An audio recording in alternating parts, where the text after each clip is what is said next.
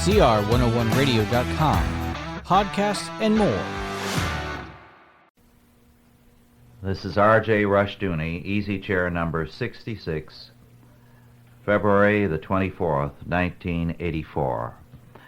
We have with us today not only R.E. McMaster, Otto Scott, but also John Lofton.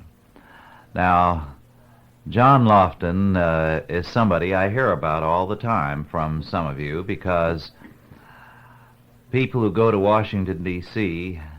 write me a letter or sometimes telephone me and say, "Do you know what I found when I was in Washington, D.C. and bought a paper? There was a column there by this man who indulges in plain speech I've never heard in the press, or who talks as a Christian, and I didn't know anybody did that." And of course I hear the same thing when John is on radio and on television. John Lofton writes a column 3 times a week for the Washington Times, of which he is an editor. He does a 6-day-a-week commentary for Mutual Radio Network and is a contributing editor to the Conservative Digest magazine. Now, John tells me he is also a member in good standing of the American Society for the Conservation of Gravity.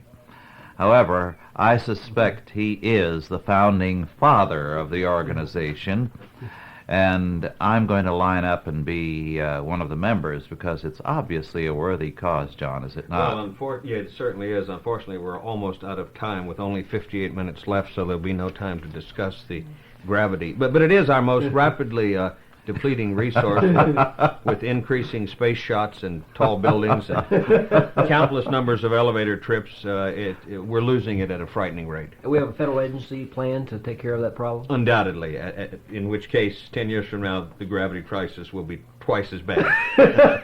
You better speak to Mondale about it. Oh, yeah. Will they charge for gravity, do you think?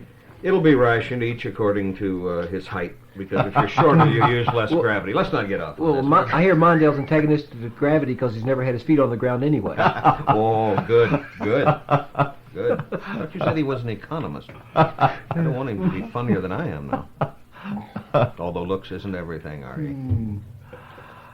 Well, John, how is it living in the midst of the circus there in Washington? Well, it's fun, but it's very difficult sometimes to avoid being dragged into one of the rings. Although I do live outside of Washington, D.C. a little bit, about 20 miles in Laurel, Maryland, so that's where I get my perspective. Mm-hmm. John, you've tangled with some of the leading liberals of this country. Whatever that means, right, I have. What's your general impression of the liberal morale today? One man in politics, a conservative, told me a while back that there is a growing uneasiness and insecurity among them, that they all have battle diarrhea. Would you like to comment on that? Well, I think I can confirm that they have at least a battle diarrhea. I think they're destroyed. They don't have anywhere to go. They don't longer, of course, call themselves liberals. They're progressive now, so they're even lying about what they are. I think the fact that the situation regarding liberalism is the way it is increases my own sadness over the weakness of conservatism, because this was, I'm thinking particularly in terms of the 1980 election, when, of course, Ronald Reagan was elected, carried 44 states, or not scores, but most of the major leading liberal senators were defeated. It was liberalism's Waterloo, its Tet Offensive. I mean, they were all on the roads with their belongings going in 1,000 different directions. That was a time, of course, to attack. And Mr. Reagan did not attack. His agenda has been so weak, it's been so inadequate to the task, and it's very sad, because I don't think there is any liberalism there anymore. We have 2 candidates who are both notable for their inability to see issues. How do you assess the picture there as far as the election is concerned? Well, I think if Walter Mondale is the candidate of the Democratic Party, that Ronald Reagan will demolish him. That it may be a landslide as large or even larger, although Mondale will probably sweep the District of Columbia. Reagan would probably carry 49 states. Unless the economy does something drastic. Sure. Yeah, I was thinking more in terms of if the election were held today. Yes. Because I know you wouldn't ask a question. Mm-hmm. What if it was held months away? Because what you just said might happen could very easily happen. How have the hardcore conservatives, especially the Christian conservatives in Washington, reacted to this betrayal of the Republican Party's platform pledges and Reagan's campaigning? Well, to say it's disillusioning is to really grossly understate the reaction. Many of the issues which Ronald Reagan deals with as President of the United States, he does not deal with them as an interested party, so to speak. In other words, he deals with a lot of issues where, as far as those issues relate to himself, they're pretty much of an abstraction. But as regards the Christian community, presumably Ronald Reagan, one would think, would deal with them as a Christian. This is something that he is. He is a brother in Christ of other Christians. And that's why it's been such a bitter disappointment to me that he has literally done nothing about his brothers in Christ who are in jail in Nebraska. Now, for the first time, he did mention it in a speech before the national religious broadcasters, but it was a typical politician's handling of the issue. I don't have his exact phraseology in front of me, but it was something to the effect that, gee, he certainly hopes that the state and these Christians can work out something because he hates to see people in jail for what they believe is right, was the construction he put on it. Well, what I want to know is, does Mr. Reagan believe they're right? And if he does, and he appears to believe that the Christians are correct, then why is he asking them to work out something with the state? Because you and I know that when Christians work out something with the state, it reminds me of the old saying, every man for himself, said the elephant as he danced among the chickens. When the state works out something with a Christian, it usually means that the state has the gun to the Christian's head, and you don't have to be Gene Dixon to know what the outcome of that is going to be. John, I was there in Washington in March 1980, just following the inauguration, and one of the things that bothered me immensely then was that Reagan sat back in California and allowed so much of the Washington Republican establishment and the Eastern establishment make key appointments to key positions to run this administration, and basically he's been one that's delegated authority, decision-making, and responsibility. And that, to me, has been the trend of this entire administration. Well, it certainly has. When I was the editor of the Conservative Digest 1 month into the Reagan administration, 1 month, 30 days after the man's hand came off the Bible at his inauguration, I wrote an open letter to Ronald Reagan which said, in effect, "Dear Mr. President, your mandate for change is in danger of being subverted because you are appointing scores of people to very important positions throughout your government who are not Reaganites, who are not conservatives, who not only have never lifted a finger to help you get elected, sir, but many of them worked against you. Many of them spent a large part of their political lives trying to deny you the White House."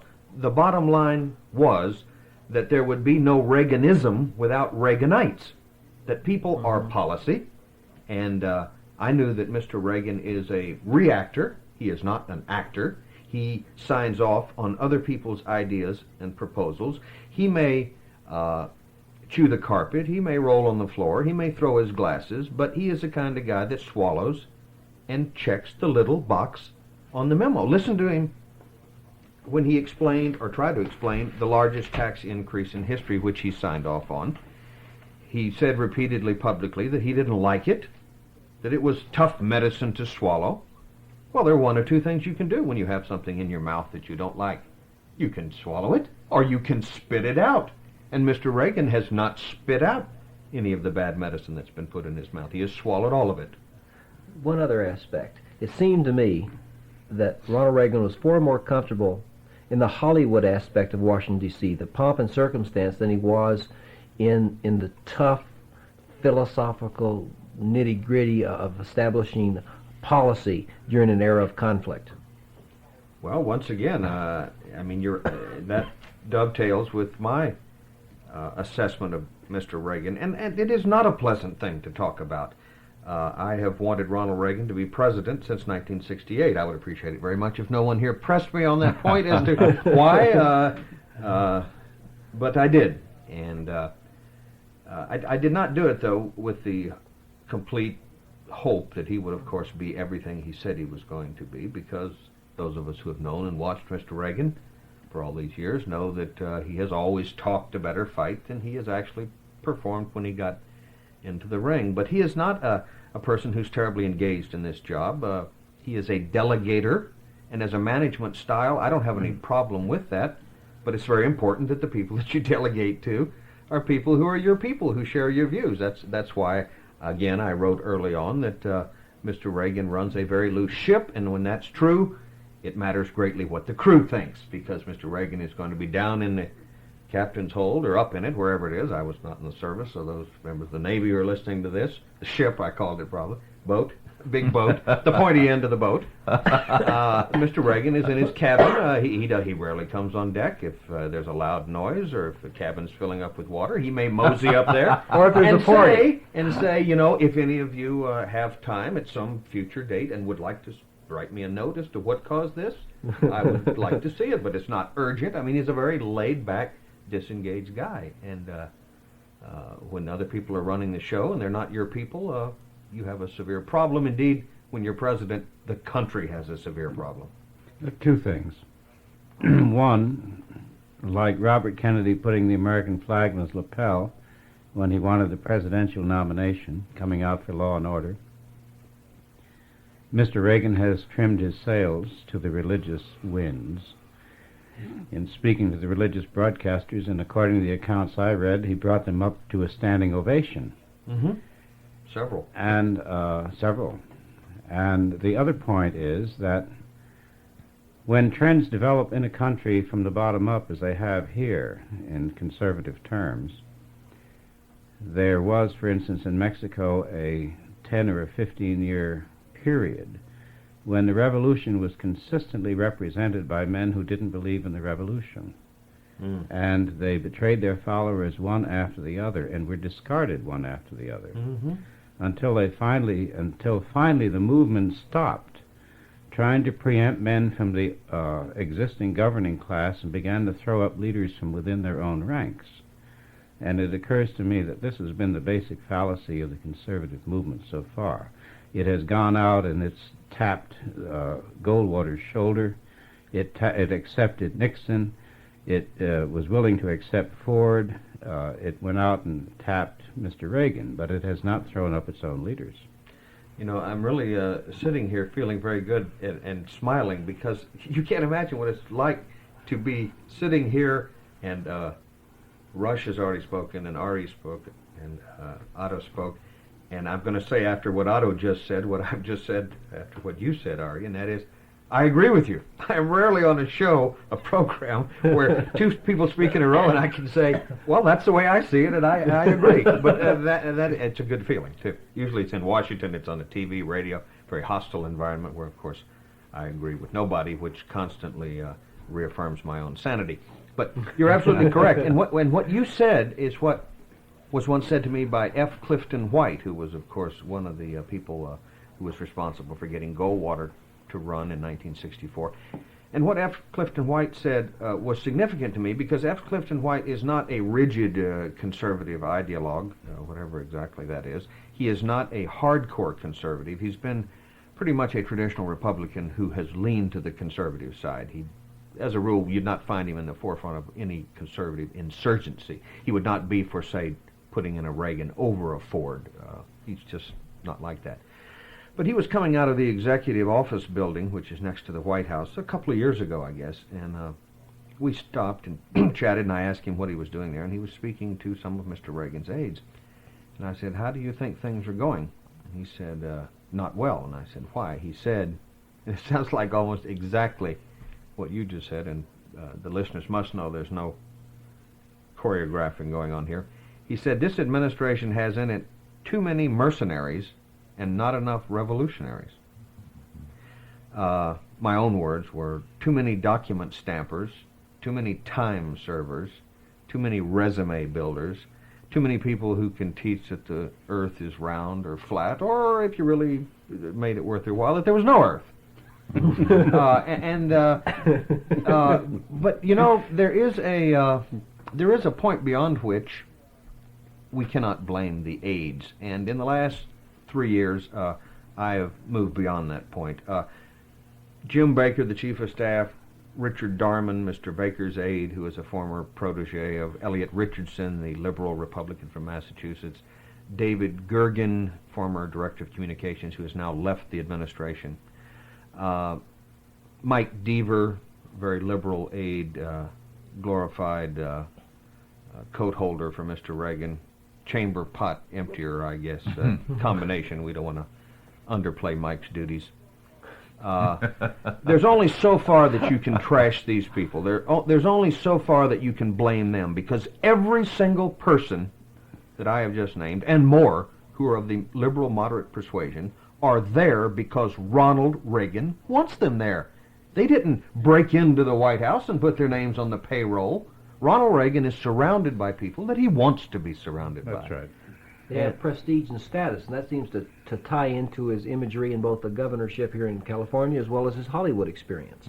That's right. I think he is a man who Credentialitis, as you mentioned. Yes, he's very big on credentials and experts, and I think he's very satisfied with the trappings of this job and the pomp and ceremony, and not terribly engaged, to perhaps, say the only understatement in this hour, in his job. Your comment about mercenary strikes me as ringing true, because this administration has done more to subsidize with taxpayers' money big business than Carter ever dreamed about, almost double the amount, $70 billion. And it seems like the Eastern Republican establishment, in terms of the financial interests, have dominated this administration by way of grants to the IMF, subsidies of trade to China and communist countries, far more so than we would have allowed under a liberal Democrat. Well, I think you put your finger on what it is that has to be watched, and that is not speeches to the national religious broadcasters or speeches to the U.S. Chamber of Commerce. You have to go around and stand at the end of the pipe and look at what's coming out. And if it's the same kind of stuff that came out of the pipe when Jimmy Carter was in office, then would someone please tell me why we ought not to criticize it? Well, I think we should, but I think the most remarkable aspect of Reagan is that he decided that he was elected to be the United States bookkeeper or head of the internal auditing department, and completely neglected every social issue which was responsible for the coalition that put him in office. Now, eventually these sort of leaders lead to disillusion among the people and have a terrible effect upon the stability of a government. It is impossible, in my opinion, to disillusion the people repeatedly on election after election. We voted for the conservative Mr. Nixon and found him embracing the communist Chinese and so forth and so on.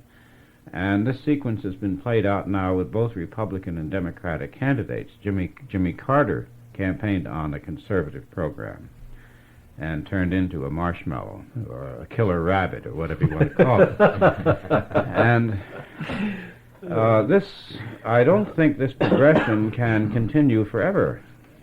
By the way, that's one of the things I say is the way that you can tell Mr. Reagan from Mr. Carter is that Mr. Reagan has not yet been attacked by a killer rabbit.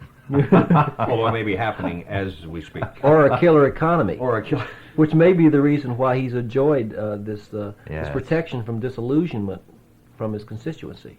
But you know, Otto, you Yes. raised a very important point. I mean, I would like to think that the American people, the ones who voted for Reagan, particularly religious, particularly Christian Americans, would realize that a number has in fact been done on them. I'm not at all sure of that at all. You alluded earlier to these standing ovations. That disturbed me.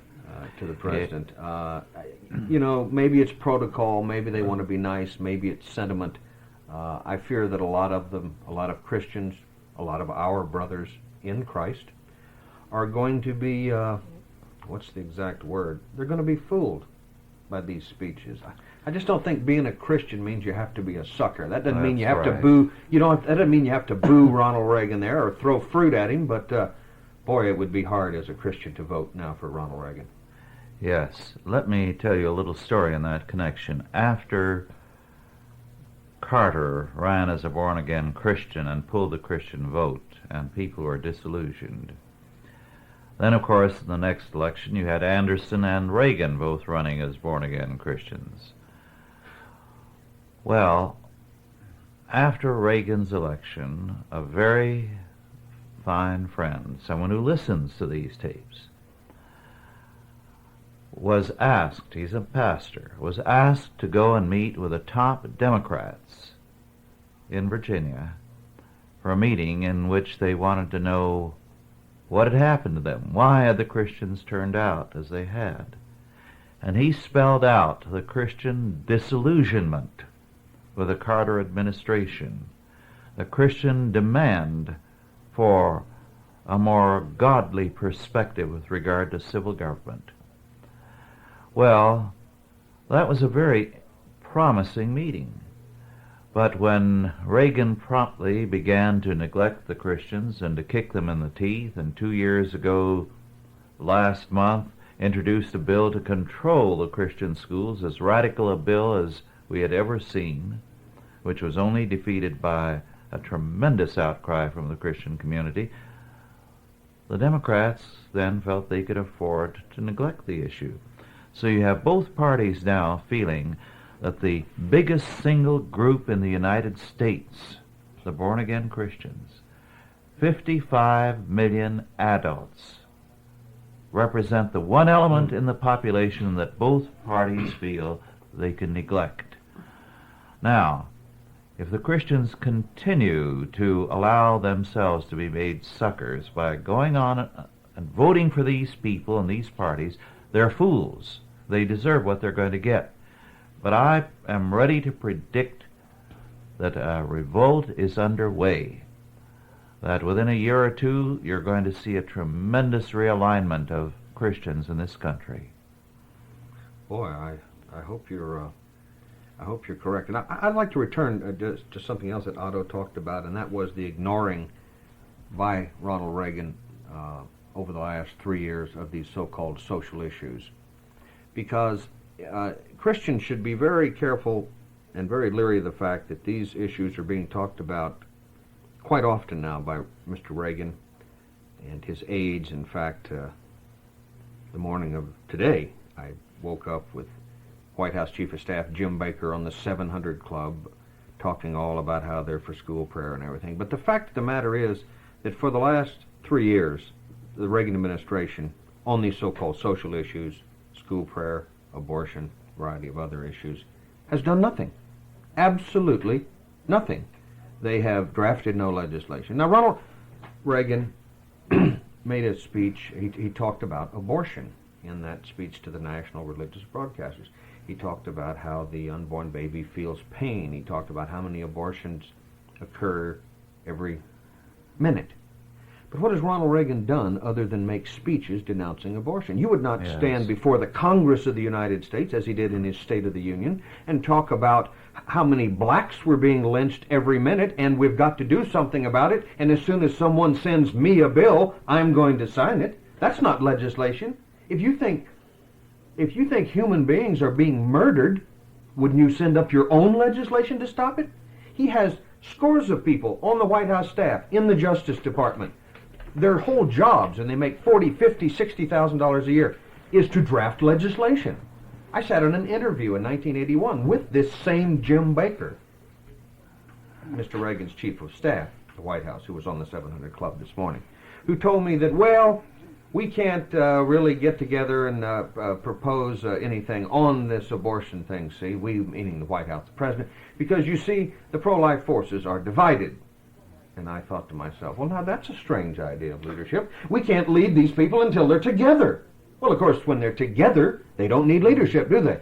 It is a divided group which, by definition, needs to be led. And Ronald Reagan should take those pro-life people, he should invite them to the White House, he should present them with copies of his own legislation to protect the unborn, which can be an amalgam of the two positions, and say, I'm going out to get lunch, I will be back in 1/2 hour, I want you to sign on to this legislation. Because the most important thing is not the fundraising of one pro-life group versus another, or whose view exactly about what legislation is appropriate. The most important thing is to stop the killing of the unborn babies. And what I'm saying is absolutely true, that Ronald Reagan has actually proposed doing nothing to stop the killing of unborn babies. He's made a lot of speeches, issued a lot of proclamations. He's going to have a book coming out now soon that's based on an article that was in the Human Life Review. But the bottom line is, what has he done to stop the killing? And the answer is zilch. Well, Exactly. here you have a very peculiar situation. I can't think of any parallel, historically speaking. You have the Democratic Party allied with the trade union movement and the media. The media operates almost as though the Democratic National Committee writes the agenda for it. We have Kennedy films coming out our ears. We have Roosevelt films coming out everywhere else. Every election year, there's another pay-on to the New Deal that appears from Hollywood and on the television and so forth and so on.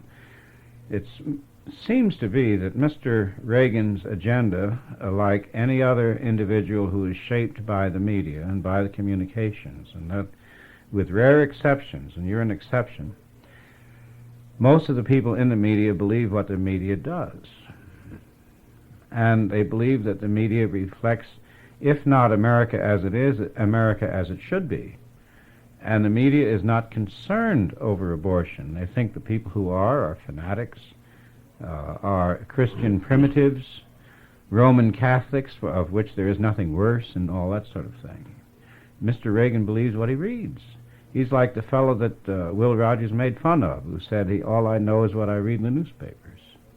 Well, I just wish I could believe that Mr. Reagan read newspapers.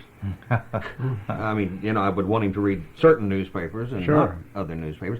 I really believe, for what it's worth, which is probably not a whole lot, that Ronald Reagan, in his heart, cares greatly about these social issues. I do.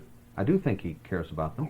He went before the Conservative Political Action Conference a couple of years ago and said that he does not have different agendas. That it is not like an economic agenda and a social issue agenda. He said, this is all one agenda, that I care about all these things. I think that at the moment Ronald Reagan speaks, he means exactly what he says, that we're hearing his heart talk.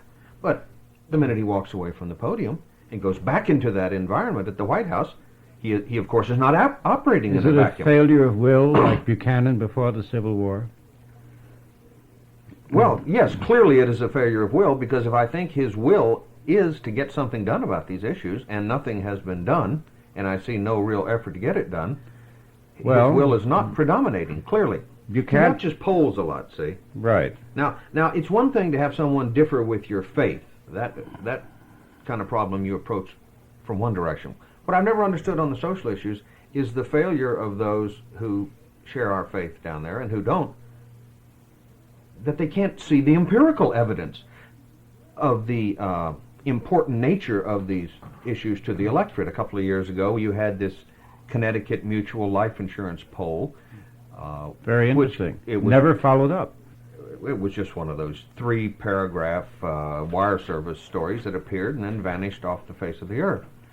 What it showed, basically, this was a poll, by the way, that set out to discover what were the political things that people cared about, and they were astounded to find out, the poll takers, that what 45 million Americans rated right up at the top of their concerns were not the traditional political issues at all. They were the religious, moral, culture, value type issues. It just totally freaked out the people that took the poll. So much so that I read one story that said they ran it all through the computer again because you know, Well- in their mind, anyone that cared about God, this had to be a computer glitch. We'll have to go back because what people really care about is the international balance of payments and What it I don't showed, know. though, was the difference between the beliefs of the governing class and the beliefs of Exactly. the average person. Exactly. Now, in Buchanan's time, Buchanan occupied the White House the 4 years before the Civil War.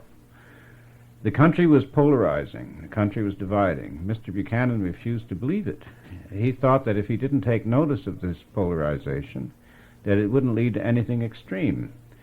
So therefore, in Allen Nevins's words, in the final years of his administration, the White House was overcome by facetiousness. They had a wave of jokes and parties and banquets, and Buchanan felt that he was creating an era of goodwill because he was a very genial and social man. Mm-hmm. And underneath him, all these forces began to move toward the surface. You're drawing that parallel with the Reagan administration today. Yes. Another point. Well, I think he's suggesting that it's a possibility, right? You're not absolutely sure it's going to happen. Oh, no. Yeah, okay. Draw another parallel. When I lived in Southern California, I used to see very frequently a fine woman, Italian and Catholic, who spent part of 1 year in Rome. And when she came back, she gave me an account of things there. This was when Paul VI was still Pope. She said, Paul VI is a Pope who has said he wants to be loved. But because he is moving in terms of that personal desire rather than the faith, she said the most horrifying thing in Italy was the graffiti against Paul that you would see everywhere. So Carter and Reagan have both sought to be popular, to be loved, I suspect. And they have demonstrated themselves to be ineffectual. And Carter was very much detested, and I'm afraid Reagan will be the same. Well, what can you say about an individual who comes up to you fawning all over the place, trying to ingratiate himself? Yes. John, what I hear you saying. Well, of course, occasionally I like that. That's so rare for you. If he kisses your foot. Well, let's say the first example has yet to happen. What Outside of you three guys, of course. What I hear you saying is perhaps And you, Chuck. is that the American public, perhaps a reflection of Reagan himself, is not distinguishing between the personality of Ronald Reagan and his inaction on the issues.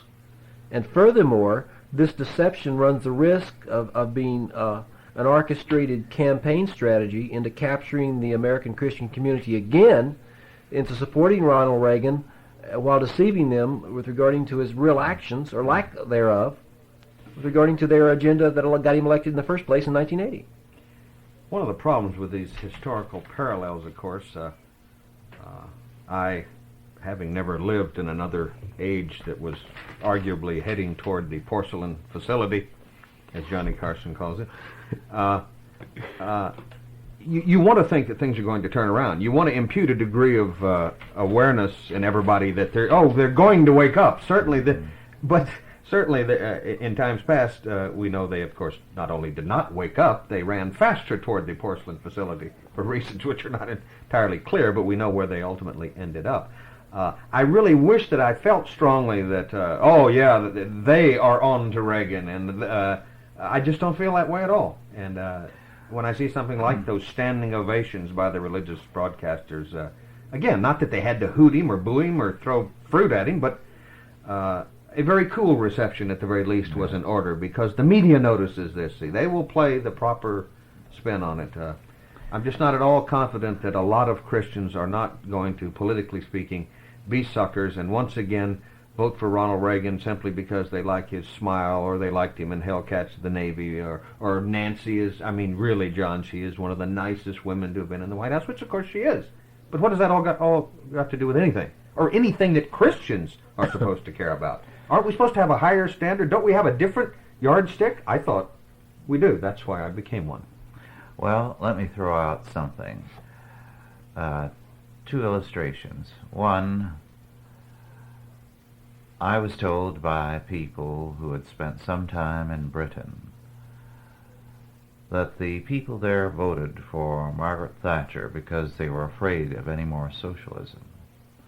They did not want any less socialism. Mm-hmm. They didn't want any more. They wanted the status quo. No boat rocking.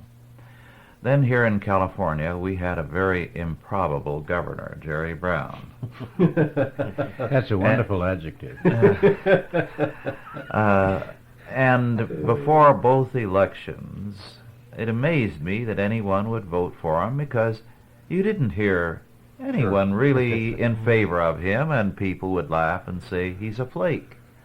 I asked someone in Sacramento, prominent in politics, why Jerry Brown was winning so readily. And he said, you've got to realize the average voter wants a flake or a lightweight, somebody who isn't going to rock the boat. And that was Jerry Brown, except for very bad appointments to the bench. He did next to nothing. And this was his popularity. He lost because the state was going bankrupt and they had to have somebody to do something because the Democratic legislature was really running the show and doing it badly. Let me ask you a question. What would you say to somebody who would say, well, now, of course I'm going to vote for Reagan, but the reason is because I don't think this politics thing means anything.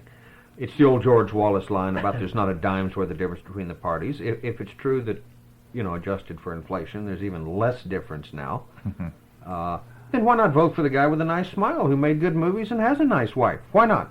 Why not, Rush? Why not do that? What does it matter? You have a competition in niceness between Yes, Mr. sure. Reagan and Mondale. If the same bad stuff, which politically is the speaking, goes on, nicer? yes, why not vote for the nicest guy? Well, we have an underlying fundamental problem in that the federal government is going bankrupt, the U.S. dollar is again in crisis, and we have neither candidate for the presidency that is addressing the reality of that issue. Well, it's even worse than that. You don't even have people coming forward Asking questions. who privately agree with that. They will get in behind their candidate. Yes. You can have private discussions in which various congressmen, some of them, their names you would know if I were to tell you, who will say privately just what you say, but they are not going to come out and challenge Reagan. They're not going to come out and even criticize the position he's taken on the issue. That's how deep this problem is. What's your perspective on Feldstein? Martin Feldstein. Well, the first thing is there's a problem in pronouncing his name, Yeah. or different points of view. I don't know. I mean, this is, I don't have much of an opinion on that. Well, you've touched upon something interesting. If he works for the government, my philosophy is he should be fired. Well, I Vote no, Probably true. Is he on the government payroll? Well, I hate him. But, I'm just kidding. I don't hate him. but as Americans, we grow up amid giant, flourishing euphemisms. This is a country which developed an Aesopian sort of language. We very seldom say what we mean. We very seldom level because it's going to get us in trouble with one group or one person or some trend or whatever. It's going to make us seem odd and true, etc. Now, this corruption of language, which leads to confusion of thought, has finally reached the national political stage, where there is absolutely no relevance to the speeches that Mr. Reagan makes to reality, or that Mr. Total disconnect, Mondale I agree with makes, you. or that any of them make.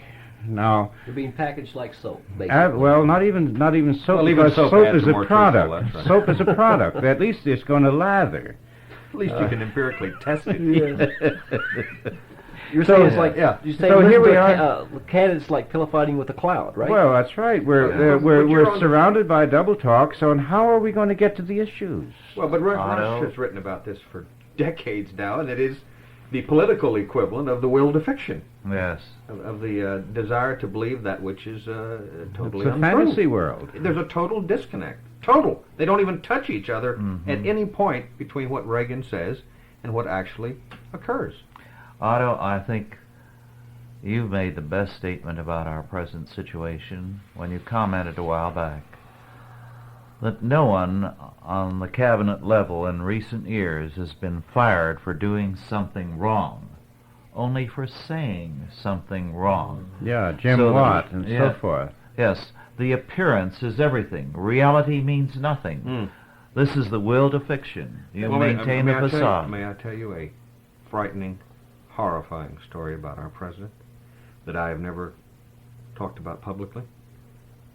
This tape is not going to be listened to by anyone, is it, Rush?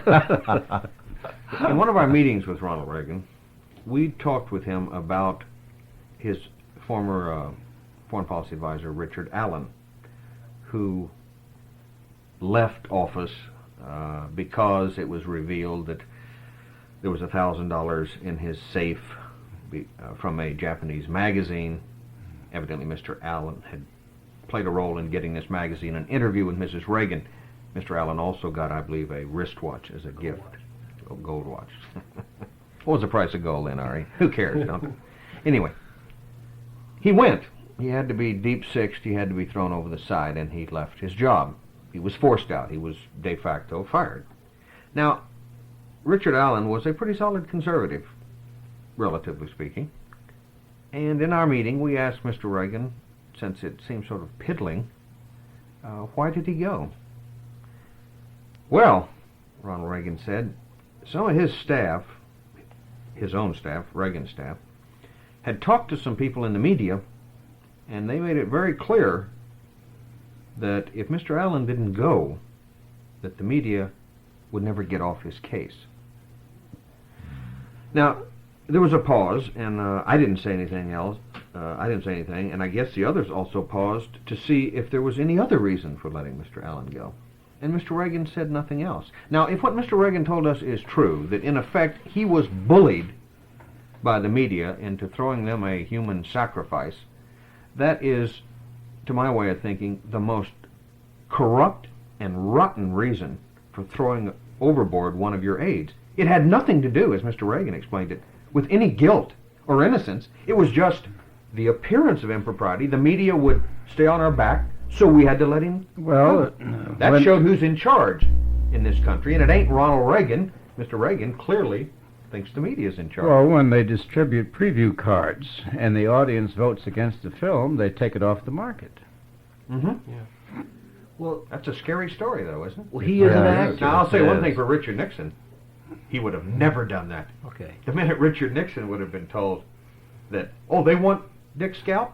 Over my dead body they'll get it. Because then they make it an issue of you or me. I can't give in on an issue like that, but Reagan can't. Reagan is a media man. Appearance, performance is his background as an actor. And this also ties into the two anthropological aspects of cultures. They either tend to be pride and appearance-oriented, or they tend to be humble and performance-oriented in terms of productivity. Yes. And as I recall, maybe it was your work that talked about as we've moved from a Christian culture to a pagan culture, we've become less productive, we've become less humble, and accordingly we've become more proud and more appearance-oriented. Yes. All right, you have the equivalent of the Renaissance. The state is a work of art, where poets and playwrights and the literati is entertained at court, where the autocrat takes care of all charity and everything else. And appearance, then, you have to maintain the unifying symbol, the dictator. The dictator in the Renaissance was a fellow who could go out into the crowd and say hello, hello to everybody. He knew their names. He had to be popular. He had to be genial to have their support. Well, once again, Mr. Reagan even fails that test because in press conferences he has to look at a chart which has the names written for him. So he doesn't even measure up to a good, effective autocrat. But the gala at his inauguration struck me as the coronation of a king and queen. It did have that stately rhythm, didn't it? Yes. Well, I just think that to be an effective leader of this country, there are certain individuals who must be ignored. Their opinion, I mean, the only reason you should ever read the New York Times, the Washington Post, or watch the three networks is that your policy should be the opposite of what they say. In that would be the only reason I would ever allow... Contrary opinion indicated. That's right. That's right. But Mr. Reagan, I remember vividly in '76 now when he announced against Mr. Ford, he made a very good speech. As a matter of fact, I've often said that Mr. Reagan faces no problem at all because of his inability to deliver a good speech. He doesn't face one problem caused by his being a bad speech maker. That's not the problem. Yeah. But at the press club, he made the statement that that the reason he was running was because there was what he called this buddy system in Washington. These people who who the only thing they really worked for was to merely perpetuate their own jobs. And he named them. It was big labor and big Congress and 2 or 3 other big somethings, big media, big unions, something, a couple of other things.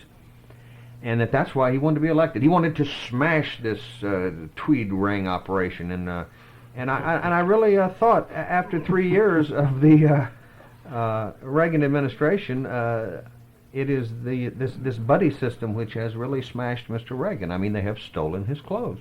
He is standing there before us with very little on. And he thinks that this has been a revolution. He thinks he really has cut the budget. He really thinks spending is going down. I mean, you could argue that politically, I mean, this is psychotic. He really believes this. It's not like he's lying in these speeches. He really thinks that every day in every way, politically speaking, things have gotten better since he's been in office. Absolutely untrue. His sincerity presents a real obstacle. When a man sincerely believes in his errors, then you have a problem in dealing with him. You know, a lot of people are going to be angered, I think, by parts of this discussion, because there's a lot of sentimentality toward Mr. Reagan. They're going to be reacting as if we had said something nasty about him personally, which I have not done.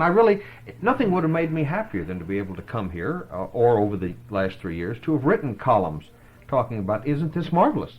A president has done what he said he was going to do. I really, in my heart, I wanted to write that. I want to say it in speeches, but it is not true. The thing to measure Ronald Reagan by, it seems to me, the fair test is not what I wanted him to do, or what Rush, or Otto, or R.E., or even Chuck wanted him to do. The thing to measure him by is, what did Mr. Reagan say he was going to do? This is the only fire that I've ever tried to hold Ronald Reagan's feet to, the fire that he lighted himself. I mean, here's a man that almost 2 decades went all over the country telling us precisely what he was going to do about everything, and he's done almost none of it. John, as your acid wit puts Washington... Is that an insult? Has he insulted me? Yes. Oh, acid rain. That's right. Ill at ease. If the emerging dollar deficit financial crisis reemerges prior to the election this fall, what will be, in your judgment, the Democratic, Republican, and media response to that phenomena at a time when it's the equivalent of being caught in your shower? No, I'm just laughing because it will be the response of most all the. I mean, it will be the same response to the other realities, which will be to deny it, or to tell you why. Okay, maybe it's there, but it's not that bad, and if it is that bad, it's not going to be for that long, and if it is for that long, then it's not going to be as damaging as you would think. I still think Ronald Reagan would be elected because I just do not think that most people find it plausible that whatever Mr. Reagan's problems are, that Mr. Mondale is going to be an improvement. I certainly don't find that plausible. The Democrats seem to think so. They may have a death wish, of course, but they haven't had a very good chorus from which to choose a star. You're pretty sure it'll be Mondale then? I would imagine. Yeah, I would imagine too. But although I think this whole Iowa thing, the recent Iowa caucuses, has really been completely overblown. I was looking at some of the statistics. 20,000 people fewer than 1980 voted this year. There are something like 1.6 million registered voters in Iowa. 1.6% of them turned out in these caucuses. Well, in 1980, it's being hailed as some massive Mondale Ronald mandate. Reagan was considered finished in Iowa because he didn't come out well in 1980. That's right. Even George Bush. Yes. So that doesn't mean so much, excepting that the pledges of the CIO, et cetera, add up, and the school teachers add up to an enormous lobby. One factor that was shown to be the case in Iowa is this. It has been said that every election since Wilson's, a decreasing percentage of eligible voters have voted. In other words, there's a growing disillusionment with the political process. So most Americans don't feel there's much hope there. Well, do you think that's something that is to be applauded by Christians, or what should be the reaction? Is that good or bad, or does it depend? And if it depends on what? I see it primarily as a barometer of a distrust in the state, a growing disillusionment. It's also, to a degree, an indication of irresponsibility, but also a belief by the voter in the irresponsibility of the electoral process.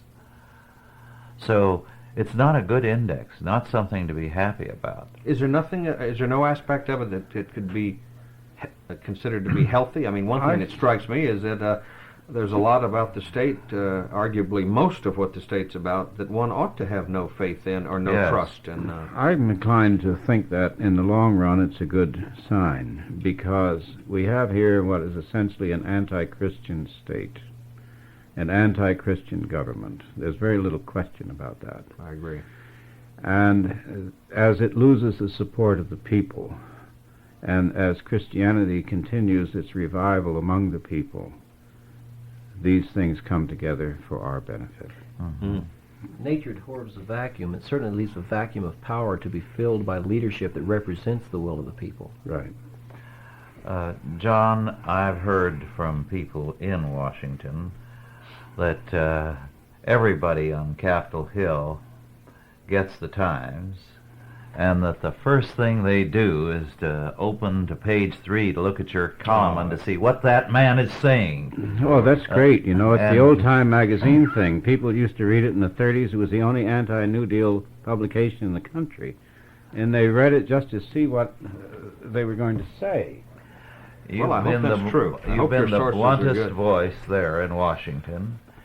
You're the only one there in the lifetime of anyone who has spoken as a Christian. Have you gotten any reaction from the White House about some of your very plain statements with regard to a biblical perspective on these issues? Well, I have. Usually it's sort of anonymously. There's someone who'll call you up and tell you that you can bet that the president saw something, or that something you wrote was the topic of a discussion in a meeting. But you know, really, to God be the glory, Rush. That's the strength every Christian has. That's not me speaking. I mean, I'm at the computer terminal, but frequently they're literally God's words. I mean, they are direct quotations from Scripture, either to start a column or to make a point. And just a lot of very interesting and amazing things have happened. One time I put in a column a direct quote from Scripture, and someone, friend of mine, everybody would know his name here, he's a prominent political person in the Reagan administration, called me up. He was someone I had not heard of for quite a while. He had not returned about 3 of my phone calls, and he said that he wanted me to know that he liked my column and everything, but he thought it was a mistake to put my religion in the column, and he just wanted me to know that. And I didn't say anything, and there was a long pause, and then he said, "You know I'm a Christian, don't you, John?" And I still didn't say anything. He said, voice getting a little louder, "Well, you know I'm a Christian, though." I said, "Well, of course I didn't know. How was I to know?" And I said, "Well, you know, if you're really serious about how you think I shouldn't quote Scripture in the column, I'd like to talk to you about that sometime, but I'm on a deadline now. I can't talk." I said, "Maybe we'll have lunch sometime." He said, "Well, let me get my calendar. We'll make a date now." I thought, wow, this is kind of strange. Here's a guy wouldn't return the phone calls. Now he wants to make a luncheon date. He's a very busy political type.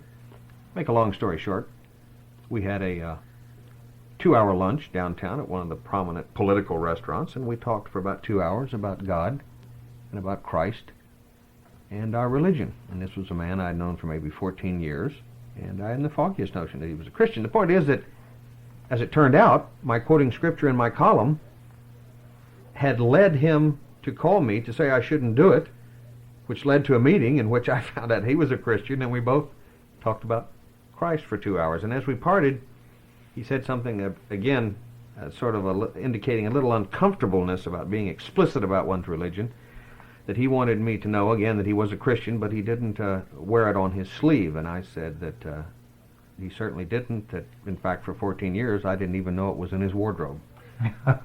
You know, John, my work indicates very clearly that harsh economic reality is going to force government, our government, the government that you write about so clearly, to deal with the religion of Christianity, which is based in historical, economic, factual reality. I disagree. This is the point I made earlier. History is littered with the corpses of civilizations that were smashed by reality, that reality didn't wake them up one iota. It was just like an oncoming train. Again, you think, well, when will that other train... We've all seen that old clip from that old movie of the two engines colliding, and you always wonder, well, one of them is bound to see the other one. This cannot happen. Two engines just don't run together at full speed, do they? Well, of course they do. They have, literally, and also historically speaking in terms of civilization. I wish the government would wake up, but I must report to you, direct from Washington, that I see almost no evidence that any part of the government is even remotely becoming awake. Okay, your work is literally... I hope I'm wrong. Is a light on a dark night on the hill that can be seen for miles in terms of the darkness that pervades our nation's capital. And I think if anyone's got a good shot at being able to explain these things during times when minds are confused, in times of crisis, that certainly you have an incumbent duty to do that. And we'll continue to do that. I couldn't agree with you more. The only thing I'm saying is that for me to perform my duty, or for any of us to perform our duties, it is not necessarily to say that it will turn out the way that we want it to do. But I must say that the way it ultimately turns out is of less concern to me than that I do my duty. That's what I'm very concerned about. But we've got to have godly men, we've got to have Christian men and women coming forward to speak in an unself-conscious, in a shameless way about the faith being the basis of their beliefs. And I just see all too little of that as a new Christian. Well, yes, what is the phrase? We combat principalities and powers. Ephesians 6:12. And wickedness in high places. And if the Christian ceases to do that, his Christianity is buried in the ground. Well, I just told you a second ago about the guy I've known for 14 years who maintains he's a strong Christian, and I never knew about it. And I'm telling you, friends, if you're a strong Christian, it will not take me 14 years to find out about it. And I just shudder to think how many other people consider themselves to be Christians who have never said anything about it to anybody. They've never written one line about it, or they've never broadcast one line about it. Because if you're a secret Christian, then you ain't a Christian. Rush, this is that an expression of that schizophrenia. Yes. Between Christianity and reality that goes back to what, Aristotle? We really should do a show, box and we're running to the theology. end now, but we really should do a show on this, because I have a lot of personal experiences and strong feelings about the extent to which people who consider themselves Christian conservatives have in fact been conservative Christians. Yes. Well, John, I think that's a good idea, and we shall plan to do it sometime later. Perhaps in the fall. Good. Sometime we can get both of you back here, if not Excellent. sooner. And by that time, we will know some things We sure will. that God has in store for us. Meanwhile, we're very grateful to you that you are here and that you have given us this time. And we know you're in a difficult spot there in our national Sodom and Gomorrah, but It's nice to have a voice there for a change Yes. that speaks of Christianity's and religion's a relationship to government. Yes, It's it sure is. new for us to have someone By the way, near if prominence if being the, able to express things as clearly as you do to the establishment. The election disproves anything that I've said on this tape. You are to destroy the master. Please. well, our time is up. Thank you both Thank you for very being much. here, and God bless you in your work.